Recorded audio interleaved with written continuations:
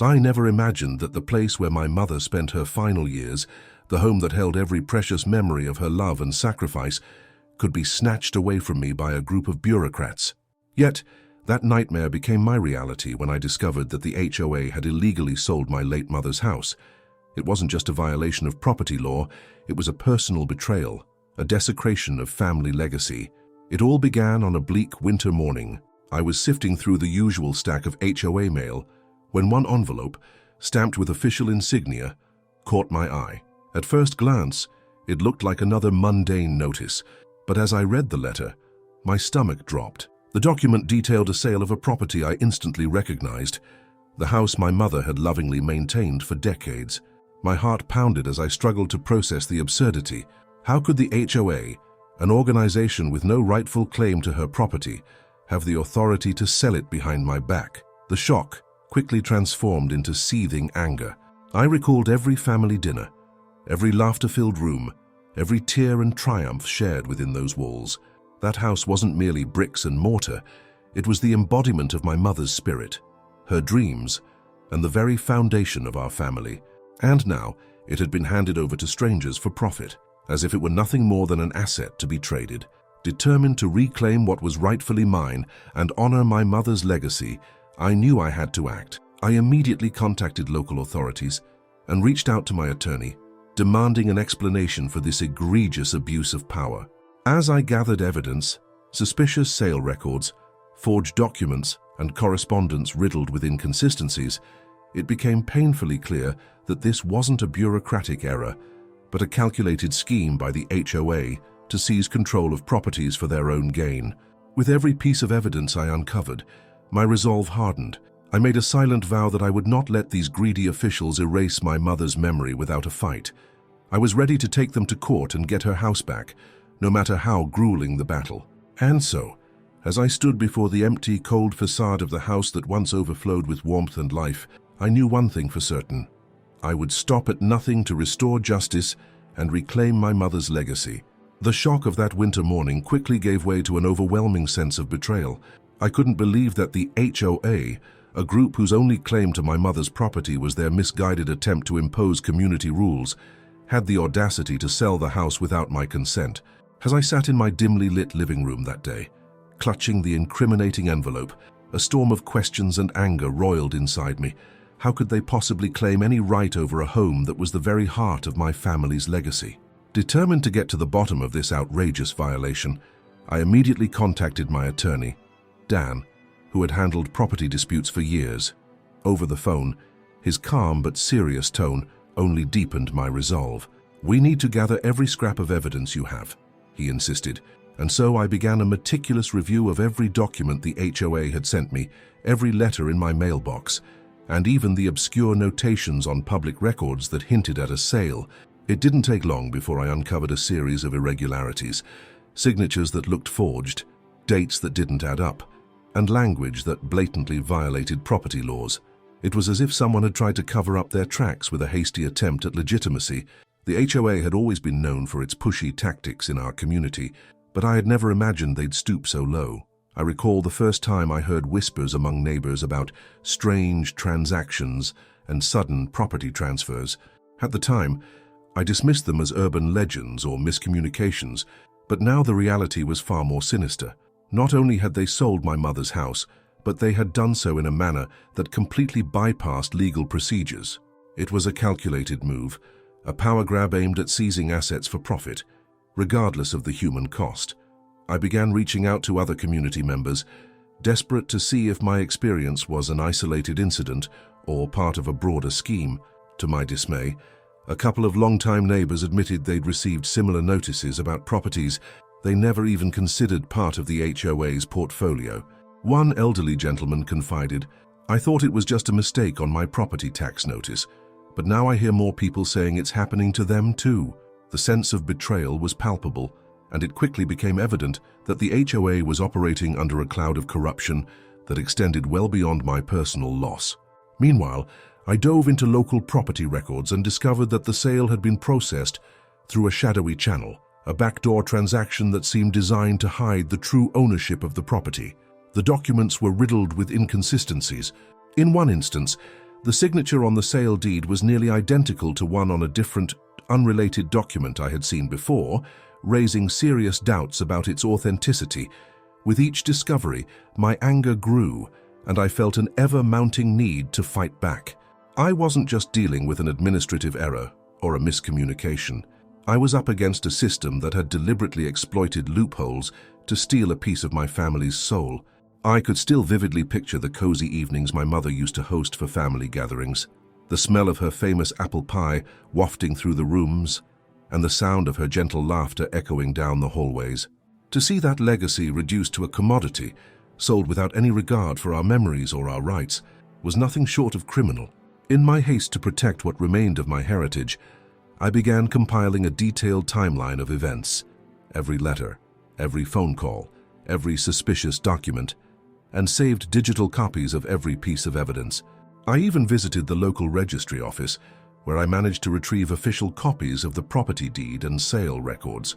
The contrast between the legally binding documents and the fraudulent ones sent by the HOA was stark. I couldn't help but feel that they had orchestrated this entire affair with a single-minded goal: to profit off our misfortune. As I sat at my cluttered kitchen table that evening, a single red light from my computer screen illuminated the stack of papers that now represented my fight for justice. I could almost feel the presence of my mother, her spirit urging me not to let these heartless officials get away with what they'd done. I resolved then and there that I would do whatever it took to reclaim her home and restore our family's honor. I would take this to court, expose every illegal maneuver they'd employed, and ensure that no other family would have to endure such an injustice. That night, I drafted my first official complaint against the HOA and began mapping out the legal strategy with Dan. I knew the battle ahead would be grueling, filled with twists and turns, but the thought of letting my mother's memory be tarnished by greed fueled my determination. With every piece of evidence, every line in those forged documents, I was building the case that would ultimately bring the HOA to its knees. As I closed my eyes that night, the images of my mother's smiling face mingled with the harsh, cold reality of the HOA's betrayal. The conflict had only just begun, and I was ready to fight for every inch of what was rightfully ours. In the wake of my initial discoveries, the conflict began to escalate in ways I never imagined. The shock and betrayal I felt turned into a burning need for justice, and soon, the HOA's audacity only grew bolder. It wasn't long before I noticed subtle changes in the way they operated, a tightening of their grip on the properties in our community, and increasingly aggressive tactics aimed at silencing dissent. The very next day after my first confrontation with the fraudulent sale documents, I began receiving a series of threatening letters. These weren't the standard notices that one might expect from an HOA. They were laced with aggressive language and ominous deadlines. One letter, in particular, warned me that if I did not cease my disruptive activities and withdraw my complaint, the HOA would pursue further legal action against me, not to mention imposing heavy fines for breach of community harmony. The tone was cold, calculated, and downright intimidating. I felt the weight of their threat like a dark cloud settling over my head. With each passing day, the frequency and intensity of these communications increased. I started receiving phone calls late at night, muffled voices warning me to stop meddling, or else face serious consequences. The calls left me shaken and constantly on edge, wondering if the next knock at the door would bring even more intrusive inspectors or, worse yet, an enforcement crew ready to physically seize the property. I doubled down on my security measures, installing additional cameras and motion detectors around the perimeter of my mother's house. Every time I reviewed the footage, I couldn't shake the feeling that I was being watched by unseen eyes. Determined not to let fear dictate my actions, I continued gathering evidence. I visited local government offices and combed through public records to find any trace of irregularities in the sale. It was during one of these visits that I uncovered an astonishing detail. The property records indicated that the sale had been processed through a little-known channel, a backdoor transaction that had bypassed the usual checks and balances. The deeper I dug, the more I realized that the HOA had been working with unscrupulous third parties, possibly even corrupt officials, to secure properties for their own profit. This revelation transformed my fight from a personal vendetta into a crusade against an entire network of corruption. My attorney, Dan, became a constant presence during this period. Late-night strategy sessions, and long days at the office became routine. Dan was resolute, advising me to document every single interaction, letter, and phone call. The more evidence we have, the harder it will be for them to claim this was a mistake, he said. I meticulously recorded every conversation, kept detailed logs of dates and times, and even saved voicemails that carried threatening undertones. It soon became clear that the HOA wasn't merely content with their initial act of betrayal. They were escalating the intimidation to force me into silence. At the same time, I started to notice a shift in the community. Neighbors who had once been silent or indifferent began whispering about similar experiences. An elderly gentleman I'd known for years confided that he'd received a vague notice about his property being subject to review, even though his home had never been part of the HOA's official roster. Another neighbor mentioned that he had seen inspectors taking measurements and making unauthorized markings on his fence the very same week I received my threatening letters. The scale of the HOA's aggressive tactics was far larger than I had initially feared, and it became painfully clear that I wasn't the only one being targeted. Fueled by the shared outrage, I organized informal gatherings at my property, inviting those affected to share their experiences. Over cups of strong coffee in the chilly early mornings, the stories poured out, stories of late-night visits, baseless fines, and an overarching sense of violation. Each account added another layer to the narrative of an HOA determined to seize control by any means necessary. This collective anger further solidified my resolve. I wasn't just fighting for my mother's house anymore. I was fighting for every independent homeowner who had been bullied into submission by a system that seemed to thrive on fear and intimidation. Even as the threats mounted, I found solace in the process of exposing the truth. I began recording video logs on my phone, narrating every incident in real time. These recordings, raw and unfiltered, captured my frustration, determination, and the stark reality of living under constant threat. I posted some of these videos online, and soon enough, they caught the attention of local media. Journalists reached out, and what started as a personal battle quickly evolved into a public outcry against the HOA's unethical practices. Every piece of evidence I compiled, from the backdoor property transaction records to the threatening messages, became a weapon in my arsenal. I could see that the HOA was now on the defensive, their aggressive tactics no longer operating in the shadows. The escalation was undeniable, and as the stakes grew higher, so did my determination to take them to court. I knew that exposing every illegal maneuver, every act of intimidation, would not only help reclaim my mother's home, but also send a message to every landowner that their rights were not for sale. As I sat in my study that night, surrounded by files and footage, the gravity of the situation pressed in on me. The battle was intensifying, and the HOA's relentless efforts to silence me only fueled my drive to fight back harder. I took a deep breath and vowed that no matter the cost, I would bring this corrupt system crashing down, starting with taking them to court and getting my mother's house back, piece by piece, word by word, and document by document. Just when I thought I had a firm grasp on the escalating harassment, a revelation hit me like a ton of bricks, a twist so unexpected it transformed the entire battle. It happened on a dreary afternoon when I was sifting through a stack of documents I'd collected from the local registry office. Tucked away among the routine property records was a set of confidential files that weren't meant for public eyes. As I carefully reviewed them, I discovered a shocking connection. The HOA had been working with a private investment firm that specialized in distressed properties. The documents revealed that the sale of my mother's house wasn't a rogue, isolated incident. It was part of a broader, sinister plan. This investment firm had been quietly acquiring properties in the area, using backdoor channels and forged documents. Their modus operandi was to collaborate with the HOA, which provided them with an unofficial channel to identify properties that could be restructured for profit. The files included detailed notes on several properties, along with email trails discussing how to bypass standard legal procedures. In one particularly damning memo, an HOA official mentioned, "Once the property is flagged as non-compliant, we have full leverage to facilitate a sale through our partner firm, maximizing revenue with minimal scrutiny." My blood ran cold as I realized that my mother's house was not merely the victim of an isolated power play. It was collateral damage in a calculated investment scheme. The HOA's involvement wasn't simply about enforcing community standards. It was a deliberate move to seize control of valuable properties and profit from them. This revelation was the first real twist that turned my personal fight into a broader exposé of corruption. I immediately contacted Dan, my attorney, and arranged an urgent meeting. Over a tense phone call, I laid out every detail I had uncovered. Dan's tone was grave as he explained the legal implications. This isn't just about property rights anymore. This is evidence of fraud, collusion, and a systemic abuse of power. If we can prove that the HOA conspired with a private firm to illegally sell properties, it could dismantle their entire operation. His words ignited a new fire within me, a determination not only to reclaim my mother's house, but to bring this far-reaching scheme to light.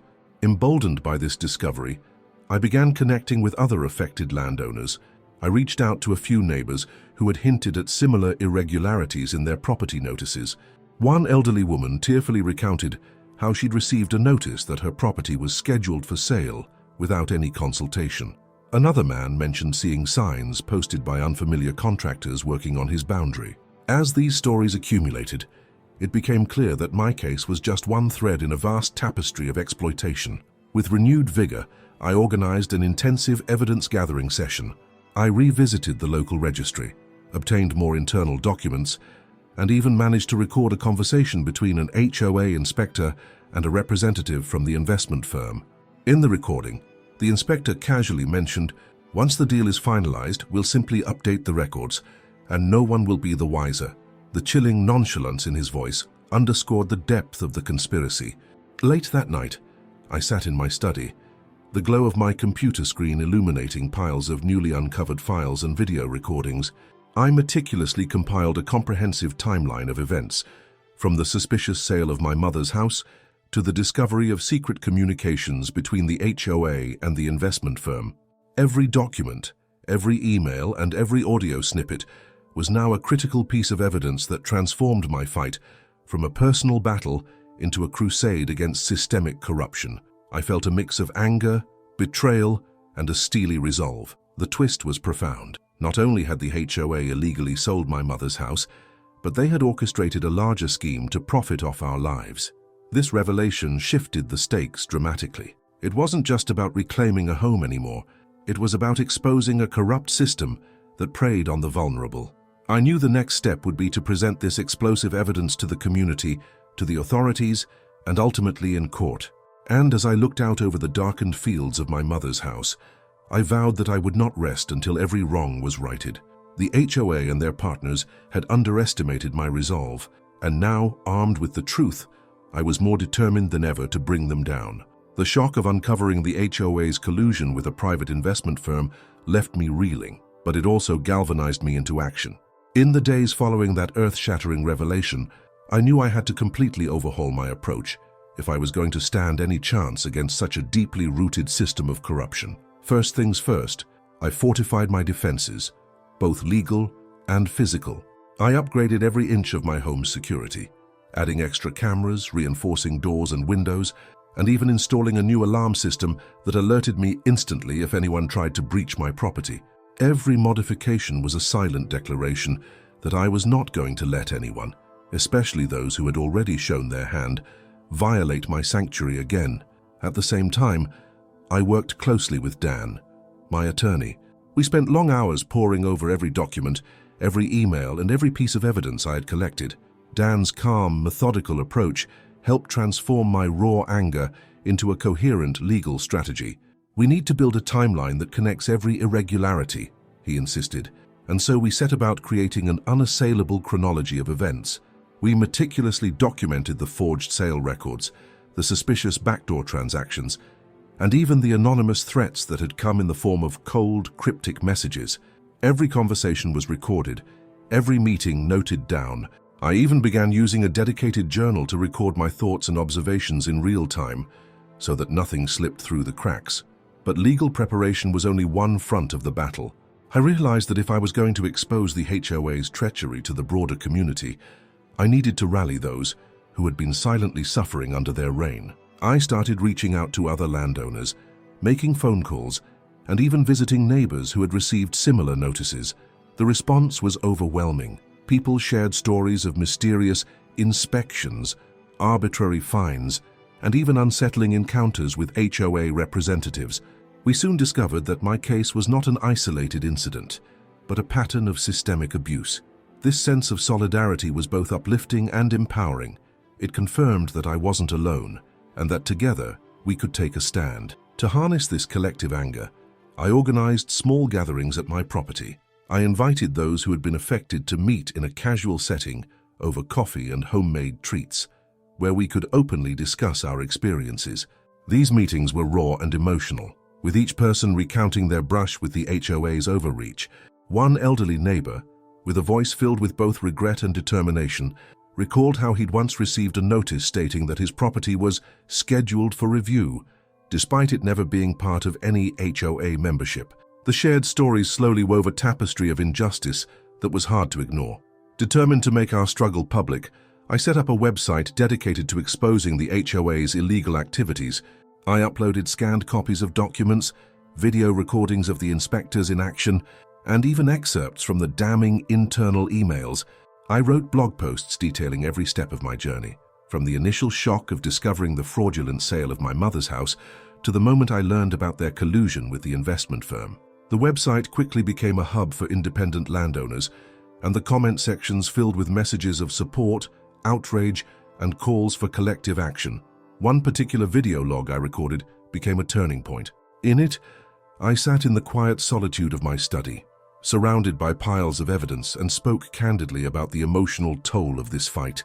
I recounted the memories of my mother's laughter, echoing in that house, and how the thought of it being turned into a profit-making asset by heartless bureaucrats fueled every ounce of my determination.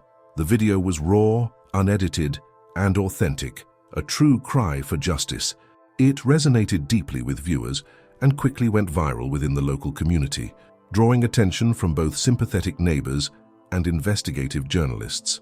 Amid all these efforts, I made sure to keep my emotions in check. The weight of the betrayal was immense, and there were moments when the sleepless nights and constant stress threatened to overwhelm me. I took solace in small acts of self-care, taking long walks through my fields at dawn, meditating by the old oak tree near the barn, and even occasionally allowing myself a moment to reminisce about the happier times in my mother's house. These moments were bittersweet, but they recharged my spirit and reminded me why I was fighting in the first place. Through it all, I became increasingly methodical. Every phone call, every threat, every encounter with an HOA representative was logged with precise detail. I maintained a digital archive, backed up in multiple locations, so that not a single piece of evidence could be dismissed or lost. Dan and I began drafting our legal filings, each document layered with the weight of countless hours of research and the raw emotion of personal loss. I was transforming my grief and anger into a weapon, a comprehensive case against a corrupt system. In the end, my reaction wasn't just about defending a single property. It was about reclaiming a right, a legacy, and a future for every independent landowner who had been pushed to the margins by overreaching authorities. I was not going to let the HOA's treachery go unchallenged. Every step I took was a promise to my mother's memory and a stand against a system that sought to profit from our pain. Just when I thought I had managed to organize my battle plan against the HOA's illegal sale of my late mother's house, a series of unexpected challenges emerged that deepened the stakes and broadened the scope of the conflict. One overcast afternoon, as I was sorting through my organized files at the kitchen table, I received a terse voicemail from an unknown number. The message was brief but chilling. "You've made powerful enemies. Watch your back."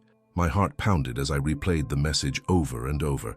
Was this a warning from someone inside the HOA, or a more sinister threat from their allies? The uncertainty added an extra layer of urgency to my fight. I soon learned that I wasn't the only one targeted. A local landowner, Mrs. Alvarez, a kind elderly woman whose property had been in her family for generations, confided to me that she, too, had received a similar warning along with a bizarre notice that her property was now under review for potential HOA annexation. She was frightened and confused, as her home had never been under any HOA jurisdiction.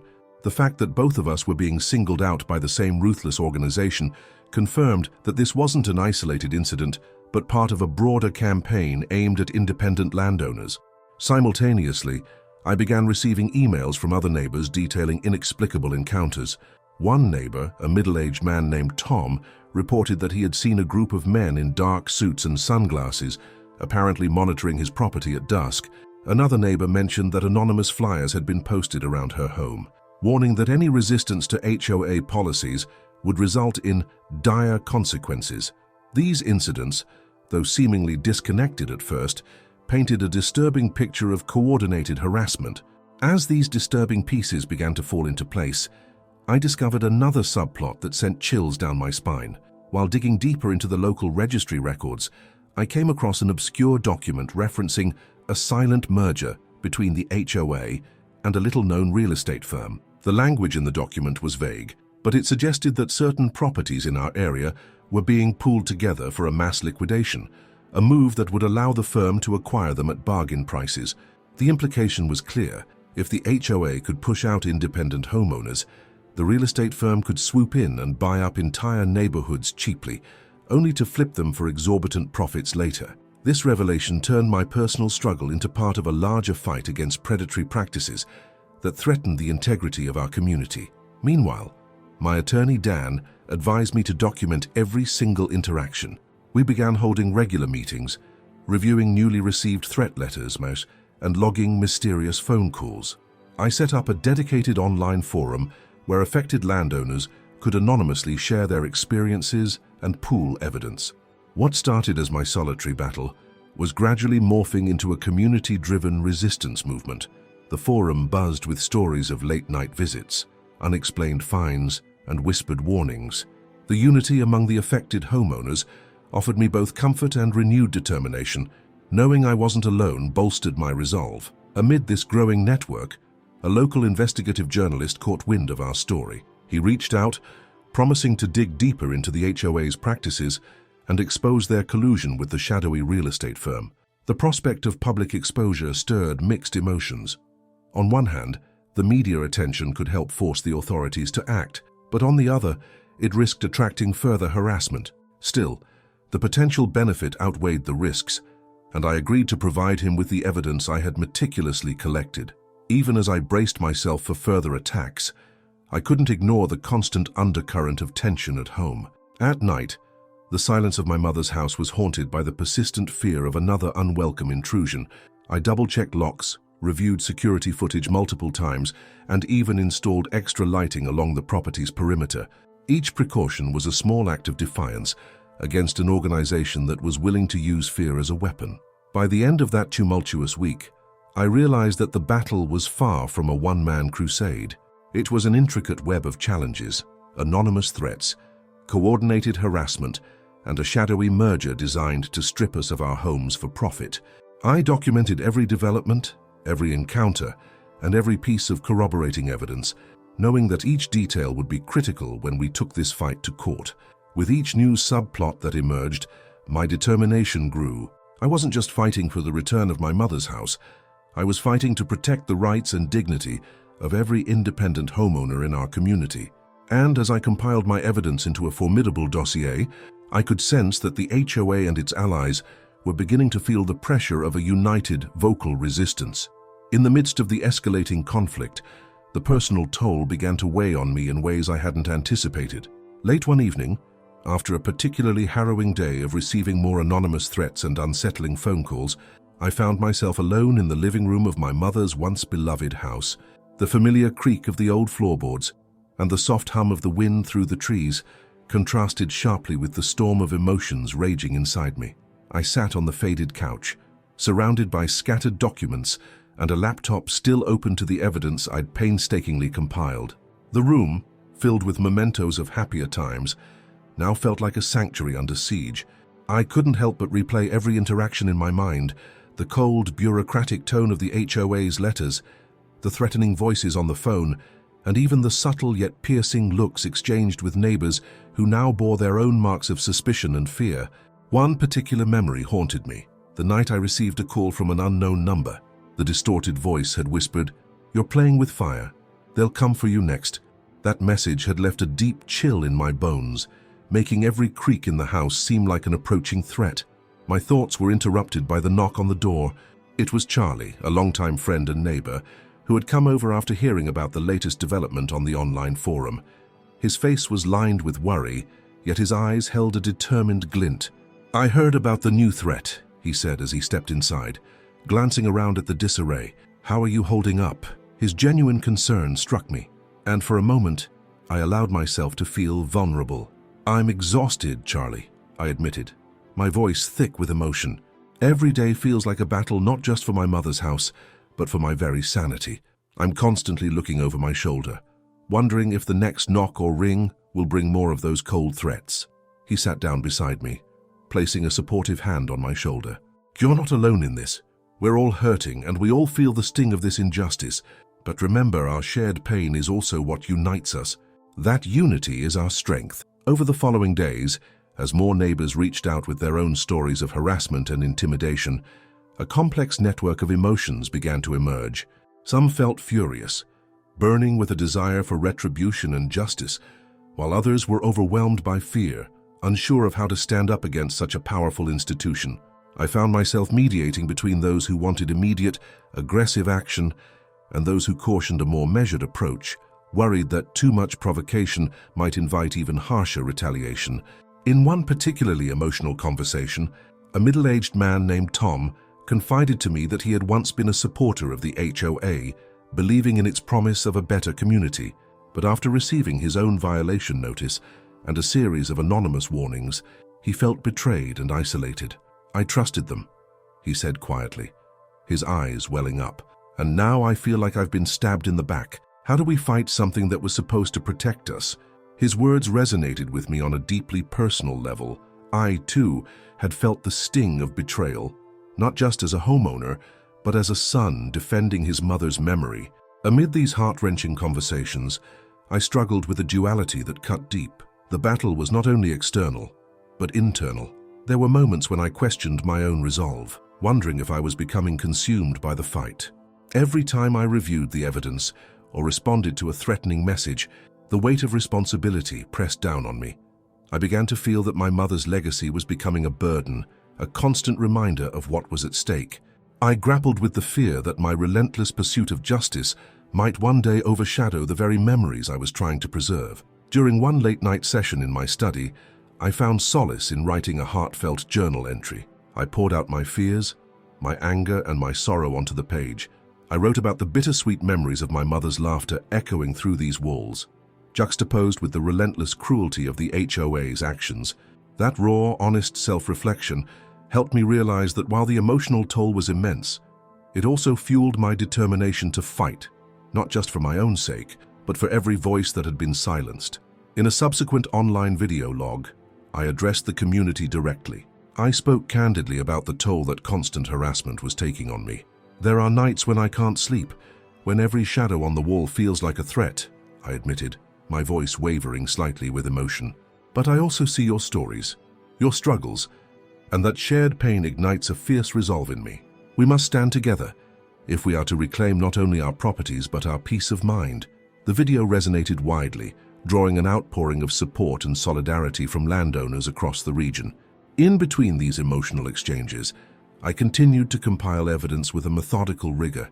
Every conversation with a neighbor, every threatening voicemail, every encounter with an HOA representative was documented with precision. The digital archives grew, serving as both a legal arsenal and a chronicle of our shared suffering and resistance. And though the emotional toll was heavy, it became clear that this very struggle was forging a bond among us, a collective strength born from adversity. By the end of this tumultuous period, I realized that the emotional dilemmas and complex interactions were not obstacles to be overcome, but essential elements of our fight. They reminded me that behind every piece of evidence lay a human story, a story of resilience, pain, and ultimately, hope. And it was that hope, that unwavering determination to reclaim what was rightfully ours, that kept me pushing forward, even on the darkest of nights. Just when I thought the emotional roller coaster had reached its peak, the situation took another unpredictable turn, leaving me both stunned and even more determined to expose every facet of this betrayal. It started with a series of unexpected visits that escalated the tension to a level I hadn't anticipated. One chilly morning, As I was busy scanning through the growing digital archive of evidence, I noticed something odd on my front porch. Several envelopes, each bearing official-looking stamps and logos I hadn't seen before, had been delivered overnight. Inside one, I found a notice stating that a special compliance review of my mother's property was scheduled to occur within the next 48 hours. The language was laced with legal jargon, but what caught my attention was the deadline, an ultimatum designed to force immediate action. It was as if they were trying to rush me into silence before I could rally further support. That same day, while reviewing security footage from the night before, I observed a group of individuals approaching the house under the cover of darkness. Their movements were furtive, and they seemed to be carrying large, unmarked bags. I rewound the video several times, and eventually, I managed to catch a glimpse of one of them discreetly placing a small black device near the back door. My heart raced as I realized this could be a covert surveillance tool intended to monitor my every move without my knowledge. The thought that the HOA might be using such invasive tactics to keep tabs on me and anyone who dared challenge them sent chills down my spine. Later that afternoon, my phone buzzed with a frantic text from one of the community forum members. The message read, "They're escalating. I just saw a group of inspectors from a private security firm near my neighbor's property. They looked professional and armed." The text was accompanied by a blurry photo of two individuals in dark uniforms, standing by a pickup truck with tinted windows. Although I couldn't be entirely sure, the implication was clear. The HOA was now outsourcing enforcement to private security forces willing to use physical intimidation. This development was both alarming and a clear signal that the stakes were higher than ever. As the day wore on, my online forum lit up with messages from other landowners. One neighbor recounted how he'd heard strange noises in the middle of the night, unidentified voices discussing urgent measures and immediate action regarding his property. Another shared that his mailbox had been tampered with documents removed or replaced by copies bearing dates that didn't match any official schedule. The growing chorus of similar experiences made it unmistakable. The HOA's campaign was morphing into something far more aggressive and coordinated. Amid this chaos, I received a mysterious phone call late in the evening. The caller's voice was muffled, but the urgency was palpable. "You need to be careful," the voice warned in a hurried tone. "They're planning something big tonight. Check your cameras and lock everything down." I immediately doubled my security measures, rebooting my surveillance system, checking every lock, and even setting up a backup power source to ensure nothing would be compromised if the power went out. The fear of another intrusion was real, and I could almost feel the heavy eyes of a looming threat. Before I could fully process the warning, an envelope arrived at my doorstep. This time, it wasn't addressed in the HOA's official style, but rather in plain, unmarked handwriting. Inside, I found a single sheet with a terse message: "This is your final warning. Cease your public exposure or prepare for consequences." The note was unsigned, and its stark, intimidating tone left no room for interpretation. It was a clear message that my efforts to expose their corruption were not welcome, and that they were prepared to take drastic measures to stop me. That night, as I sat alone in my study reviewing all the new threats and incidents, a knock came at the door. My pulse quickened as I cautiously approached and peered through the peephole. There was no one in sight, only a cold gust of wind and a faint echo of footsteps retreating into the darkness. The absence of an intruder did nothing to ease my anxiety. If anything, it underscored the fact that the HOA's intimidation tactics were evolving into something stealthier and more unpredictable. Every new surprise that day added another layer to the already complex web of harassment. It wasn't just about reclaiming my mother's house anymore. It had become a fight for our collective right to privacy and dignity. The HOA's methods were no longer confined to forged documents and bureaucratic missteps. They had stepped into the realm of outright physical intimidation and covert surveillance. I could almost hear the gears turning behind closed doors, plotting the next phase of their assault. In response, I took to documenting every incident with even greater precision. I backed up all video footage, saved every text and voicemail, and meticulously updated my online forum to keep the community informed. I also reached out to local law enforcement with my concerns, insisting that they look into the possibility of unauthorized surveillance and private security involvement on residential properties. Though their response was cautious, I sensed that my detailed evidence was beginning to draw attention beyond just the community of frustrated landowners. As I sat back that night, surrounded by the glow of my computer screen and the low hum of my security system, I felt a mixture of fear and resolve.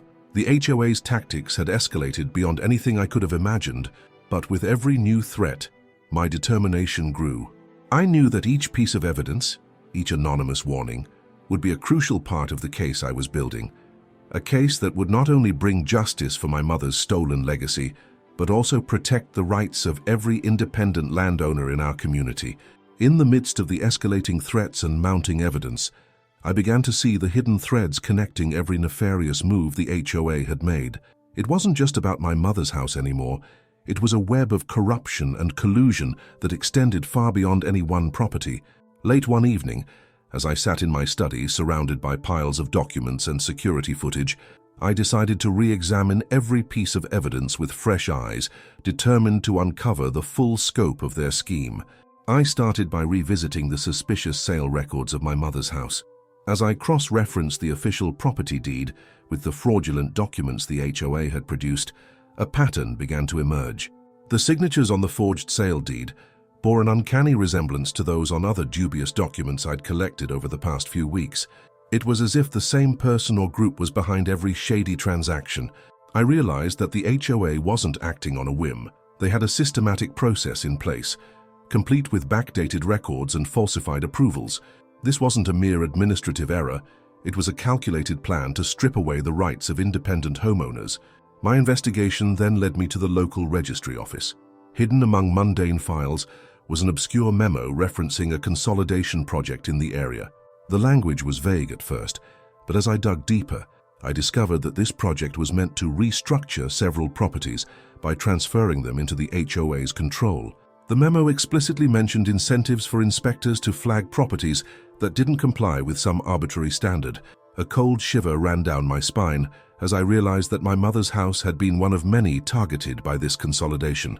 The HOA was not just overreaching, they were orchestrating a mass acquisition of rural properties.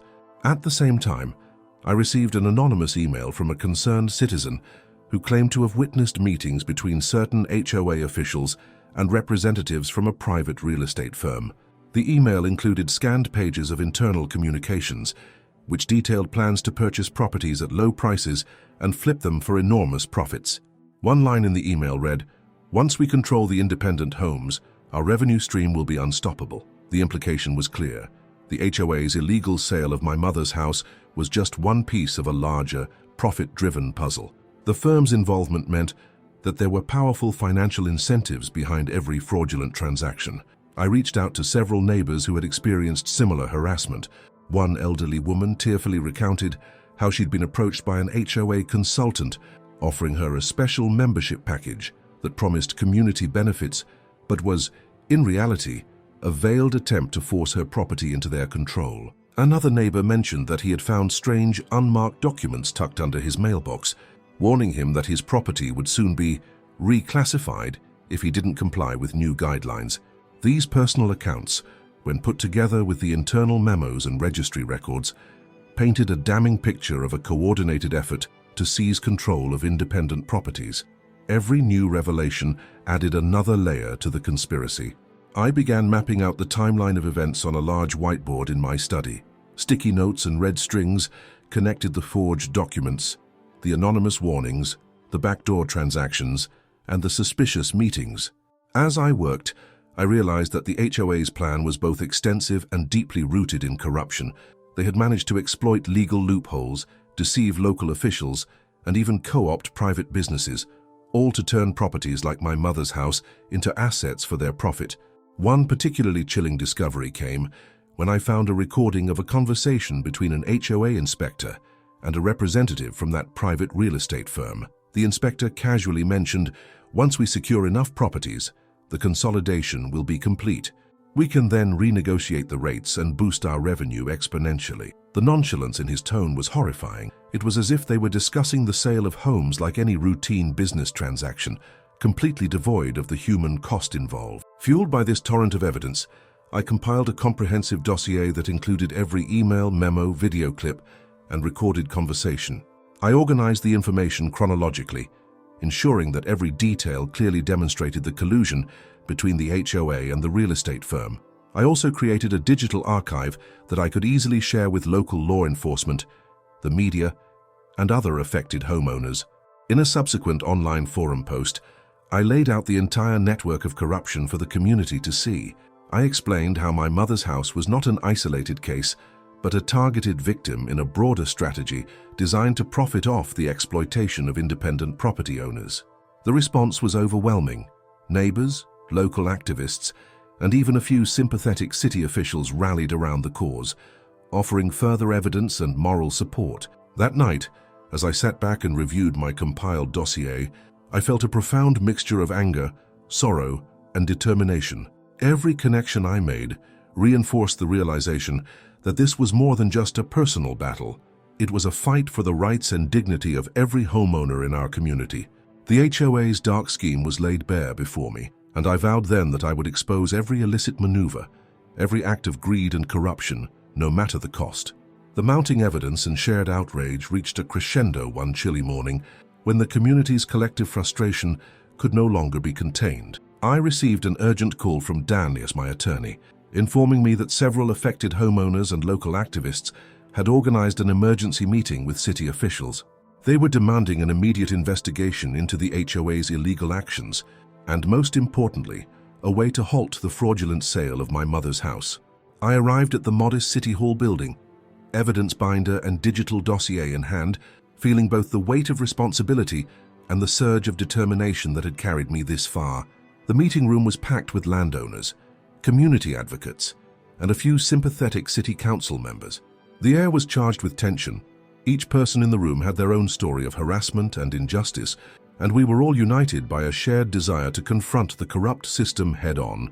The meeting began with a stern statement from the council chair, who acknowledged the growing number of complaints about the HOA's overreach. "We have received alarming reports," he declared, "of unauthorized property sales, intimidation tactics, and blatant violations of property rights."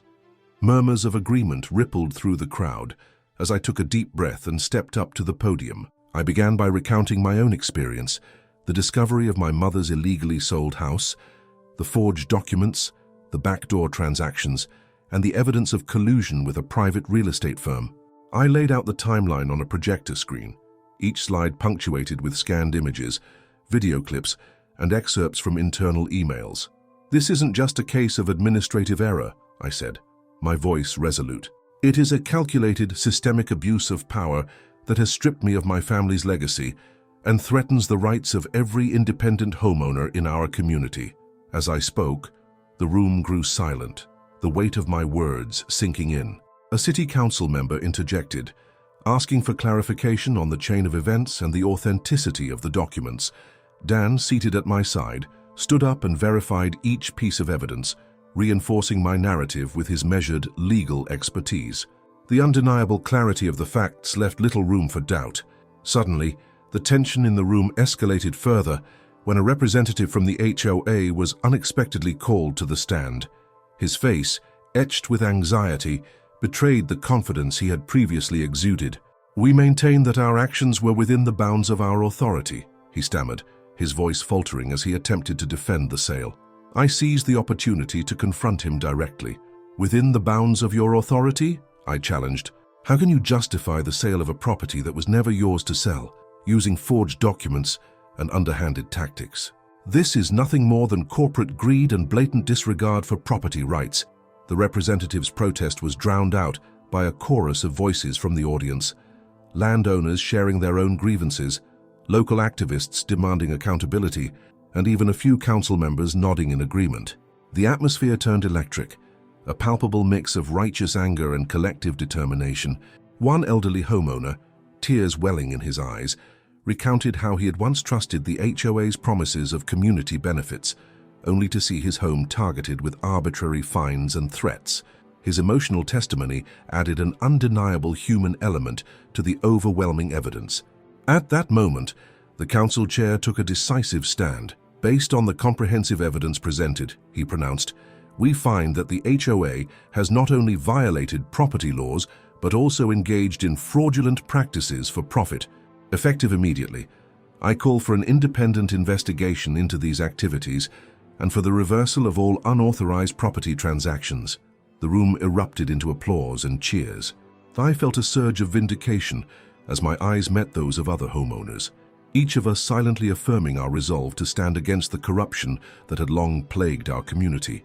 The confrontation reached its apex when Dan announced that legal proceedings would be initiated against the HOA.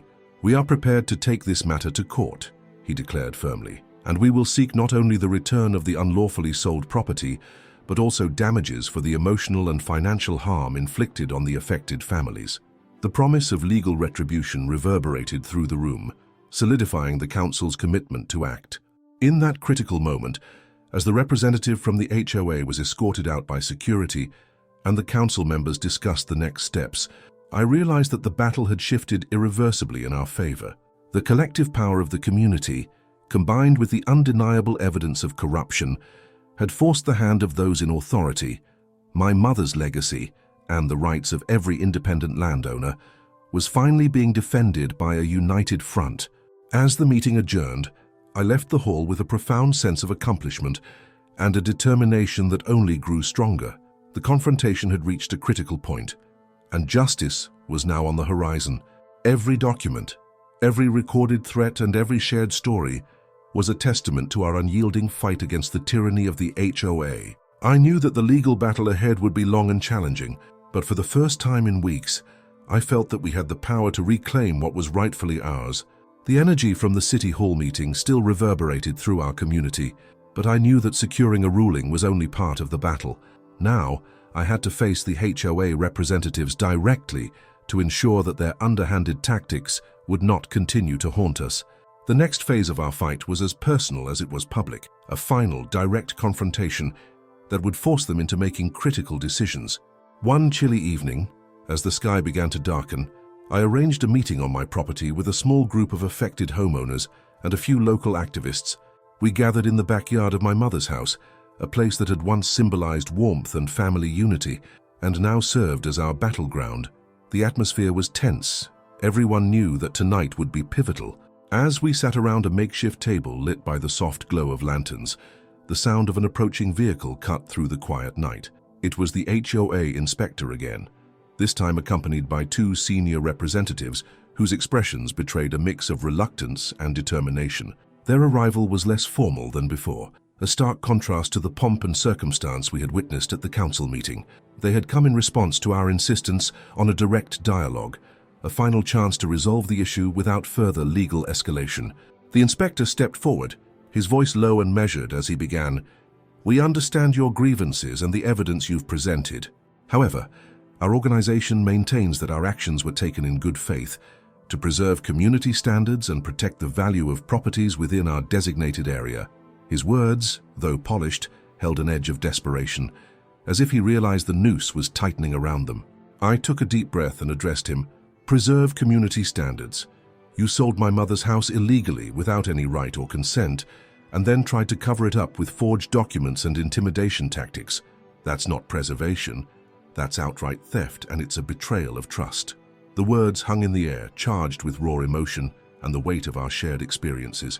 One of the senior representatives, a man with tired eyes and a reluctant tone, attempted to interject. "Sir, perhaps there's a way we can negotiate." I cut him off sharply. "Negotiate? What exactly do you propose? That I accept a settlement that wipes away my mother's legacy? That I forgo my right to a fair trial and simply let you keep the proceeds from her home?" I paused, letting my anger and pain seep into every syllable. "No, I'm not here to make a deal. I'm here to demand that you undo this injustice immediately." The inspector shifted uncomfortably, glancing at his colleagues before continuing. "We are prepared to offer you a settlement that includes financial compensation and a promise to retract the fraudulent sale. But I must stress, this is our final offer." His words felt hollow in the face of the profound loss we had suffered. I looked around at the faces of my fellow homeowners, faces etched with grief, anger, and hope. Then I responded, "Your settlement is not enough. My mother's home isn't just an asset. It's the heart of our family's history. No amount of money can replace that. What I demand is the full reversal of this illegal sale and the restoration of the property's title to my family, and I want it done immediately, with a public apology acknowledging your wrongdoing." A heavy silence fell over the group. The representatives exchanged uneasy looks, and for a moment it seemed as though the weight of our collective voice might finally force a change. One of the senior representatives finally spoke, his voice subdued. We will need to review your demands with our legal team and determine if a reversal is possible without further litigation." I pressed, "I don't want a delay or more bureaucracy. I want a definitive answer now, and I want assurance that no other homeowner will have to endure this nightmare." At that point, the tension reached a fever pitch. The inspector's facade of authority crumbled as he muttered, "Our organization is in a difficult position. We must balance our interests with public scrutiny." His words trailed off as the weight of the evidence and the public outcry became too undeniable. I could see a flicker of fear in his eyes, a fear that the truth we had exposed would not be easily retracted. I continued, "Understand this. Every day you delay, you not only rob my family of our rightful home, but you also endanger the trust of every independent landowner in this community. We have a court case ready to go, backed by the City Council's decision and a mountain of evidence. If you choose to prolong this battle, be assured that the legal consequences will be severe." The HOA representatives huddled together briefly, and then the inspector spoke again, his tone now laden with resignation. "We will submit your demands to our board and provide a formal response within the next 48 hours. I nodded, though I wasn't convinced. That response better include a full retraction of the sale, the restoration of the property's title, and a public apology for the harm you've inflicted. I added with quiet finality, "Failure to meet these terms will leave us no choice but to pursue every legal avenue available." The confrontation ended with the representatives retreating to their vehicle under the cold gaze of our assembled community. As I watched them drive away, I felt both a surge of hope and the heavy burden of the struggle ahead. That direct confrontation had forced them into a corner. They now had to either concede to our demands or face the relentless pressure of the law and public opinion. Later that night, as I sat in the dim light of my study reflecting on the confrontation, I felt the bitter sting of uncertainty, but also the fierce resolve of a fight that was far from over. I knew that in 48 hours, I'd receive their response, a response that would determine the next phase of our battle. But one thing was clear. I was not going to let my mother's legacy be tarnished by greedy bureaucrats without a fight. The tension had been building for weeks, and now, on a rain-soaked evening, it reached an almost unbearable climax. I sat in my mother's empty living room, once filled with laughter and warmth, now echoing with the heavy silence of impending justice. Every piece of evidence, every threat, every sleepless night had led to this moment. I knew that within 48 hours, the HOA's board would deliver their formal response, and with it, the final chapter in this bitter struggle. That night, as I prepared for the possibility of further legal battles, I received an unexpected call from Dan. His voice, usually steady and reassuring, trembled slightly as he announced, "The board has scheduled an emergency meeting with city officials for tomorrow night. They want to resolve this matter publicly, and it seems the pressure is finally getting to them." A mixture of relief and apprehension surged within me. This was our chance, the moment when we could force the HOA's hand once and for all. The following evening, the meeting was held in a packed auditorium at the City Hall, its walls lined with concerned citizens, affected landowners, and local media eager to witness a showdown against corrupt power. I took my place near the front, clutching my binder of evidence and a USB drive loaded with digital copies of every incriminating document, email, and video clip. The atmosphere was electric, charged with anticipation as the room fell silent in expectation. The City Council chair stepped forward, his voice resonating with authority. "We have reviewed the overwhelming evidence of fraudulent practices and unauthorized property transactions by the HOA. Tonight, we stand for the rights of independent homeowners." A murmur of approval rippled through the crowd, and my heart pounded in sync with every word. Then, the HOA representatives were called to the stand. The inspector, his face now pale and drawn, attempted once more to justify their actions. "Our organization acted in what we believed was the best interest of the community," he stuttered, but his words were immediately drowned out by the evidence I presented. I took the floor, my voice strong and unwavering. "Best interest? You illegally sold my late mother's home, an act of theft that not only violated property law, but desecrated a legacy built on love and sacrifice. This is not about community standards, it's about corporate greed and corruption. I clicked through my presentation, and the projector illuminated the room with a barrage of documents: the forged sale deed, the backdoor transaction records, and the internal emails revealing the collusion between the HOA and a private investment firm. Each slide added weight to my words. I recalled the nights of terror, the anonymous threats, and the countless hours spent gathering evidence. Every piece of this evidence, I continued, proves that the HOA conspired with unscrupulous partners to strip away the very essence of our homes and our rights. The tension in the room was palpable. A council member, his face etched with concern, asked, "Can you confirm that these documents are authentic and not misinterpreted?" Dan stood up, methodically verifying each document with the precision of a seasoned lawyer. His confirmation silenced any doubts. The crowd's murmur turned into a unified chorus of support. As I reached the climax of my presentation, I paused and looked directly at the HOA inspector.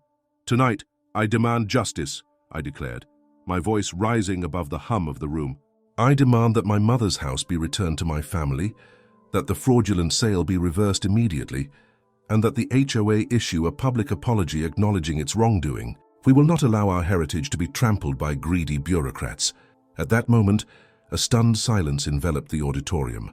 The inspector's eyes darted nervously as he fumbled for words, but no coherent reply came. The city council chair then spoke. "Based on the compelling evidence and testimonies presented, it is the decision of this council that the actions taken by the HOA were unauthorized and illegal, effective immediately. All further transactions involving rural properties under these questionable circumstances are suspended, and an independent investigation is to be initiated." The room exploded in applause and shouts of victory, a roar of vindication that reverberated through every corner of the hall. I felt tears welling up, not out of sorrow, but from the overwhelming sense of triumph and relief. My mother's legacy and the rights of countless homeowners had been vindicated. The inspector's final attempt to justify his actions was met with derision and silence.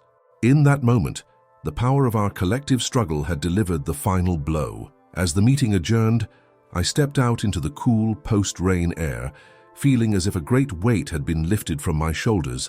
The battle had reached its peak, and justice had been served. My family's honor was restored, and the corrupt practices of the HOA were exposed for all to see. In that victorious moment, I knew that while the fight might continue in legal arenas, the day belonged to us, the independent homeowners who refused to be bullied into submission. In the days and weeks following that decisive council meeting, a profound sense of vindication and relief began to settle over our community. I returned to my mother's house, a place that had once been at the very heart of our family's memories, and slowly started to rebuild what had been so nearly taken away. The house, with its familiar creaks and worn-out walls, now stood as a symbol of triumph over greed and corruption. Every repaired window and freshly painted wall wasn't just a restoration of property. It was a reclamation of our legacy, a promise that our stories would not be erased by bureaucratic power plays. I spent the first few mornings walking the perimeter of the house, taking in the coolest crisp air and the gentle rustling of the trees. In those quiet moments, I reflected on the arduous journey that had led us here. The shock of discovering the illegal sale, the relentless barrage of threatening letters, the sleepless nights haunted by anonymous warnings, and the countless hours spent gathering irrefutable evidence had all culminated in our public stand against the HOA's corrupt practices. Every hardship had been a building block that strengthened my resolve, not just to reclaim a property, but to defend the rights of every independent homeowner in our community. As the news of our victory spread, the once somber mood among local landowners began to lift. Neighbors who had been living in fear of arbitrary fines and intimidating inspections started to come forward with their own stories. Small gatherings were organized on porches and in community centers where we shared our experiences, our losses, and our newfound hope. The collective energy was palpable, a mixture of relief, pride, and a shared determination to ensure that no one else would be victimized by the same underhanded tactics. I made it a point to document every step of this journey. I continued updating my website with photos of the restored house, snippets from the now public council meeting, and heartfelt messages from other homeowners who had found the courage to fight back. The online forum I'd started became a vibrant hub of conversation and support, with people from across the region sharing their stories of similar battles. It was both cathartic and empowering to see that our struggle was not an isolated incident, but part of a broader movement for transparency, justice, and the protection of property rights. My attorney, Dan, and I have now set our sights on the long road ahead. While the council's ruling has forced the HOA to halt its illegal transactions and initiate an independent investigation, we know that the fight isn't over. Legal proceedings are on the horizon, and there's still much work to be done to dismantle the networks of corruption that allowed such blatant abuses of power to occur. But for now, we are celebrating a hard-won victory, a victory that has restored not only my family's legacy, but also the dignity of every landowner who refused to be bullied. On quiet evenings, I sit on the worn steps of the front porch, a cup of coffee warming my hands, and I look out over the fields that have once again become a sanctuary of peace. The memories of my mother, her gentle laughter, her comforting presence, the love she poured into every corner of that house, fill me with a bittersweet joy. I know that no amount of money or corporate greed can ever replace those irreplaceable moments. Instead, they serve as a reminder of why I fought so fiercely and why I will continue to defend our rights. I have also made it a personal mission to spread awareness. I urge every independent homeowner, every person who treasures their family legacy, to stay vigilant against any overreach by authorities or corporate entities. Our stories matter, our heritage matters, and together we can create a community that stands up for truth and fairness, one that will not allow greed to erase our cherished memories. Before I sign off, I want to leave you with a thought. Have you ever faced a moment when something deeply personal was threatened by impersonal power? How did you respond? I'd love to hear your stories and your thoughts in the comments below. Your experiences might inspire someone else to stand up for what they believe in. If this story resonated with you, please consider subscribing, sharing this video, and joining our community of resilient homeowners. Together, we can ensure that our voices and our legacies are never silenced. Thank you for watching, and remember, never let anyone tell you how to live your life. Stay strong, stay free, and I'll see you in the next video.